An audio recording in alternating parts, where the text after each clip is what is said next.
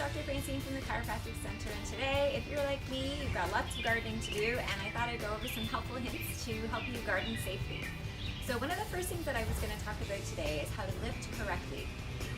So when you're lifting, you want to have your feet shoulder width apart to give some stability and some balance. If you're lifting something very heavy, sometimes just angling your toes out a tiny bit can be very helpful. And then what you're going to do is you're going to go straight down. Don't be doing this because that's going to put a lot of strain on your back, and I think everybody knows how to lift with their knees or knows that they should. So how you do that is you bend straight down, and then you're going to come straight back up like this. Now, if you're lifting something very heavy and you might need a little extra balance, you can always go down on one knee. Lift from here, you're going to put it onto your knee, and then you can come up. And if you're actually going to be putting something on your shoulder, like if you have a lot of big bags of heavy things to carry, this is where you would squirm it up to your shoulder from here, and then you can lift up from there as well, okay?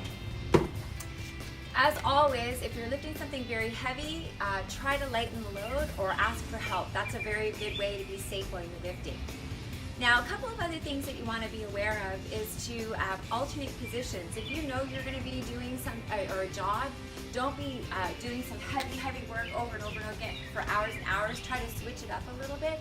That's another really safe tip to do as well.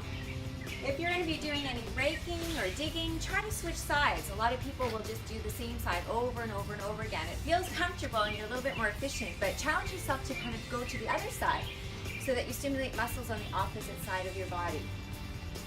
There's lots and lots of ergonomic tools out there as well. I like this one here.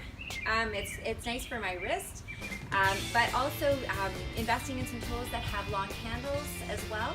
Or even bring your garden to you. Have raised garden beds as well so that your plants are closer to you. You don't have to bend down as far. So those are all some really helpful hints in order to be safe while you're gardening. Another good thing that you could use to be aware of as well is to push more than you're pulling. When you're pulling like this, if you're pulling a heavy bag or something like that, you really put your low back discs at greater risk. So I hope that you found all those tips very helpful, and until next time, remember, let your healing begin.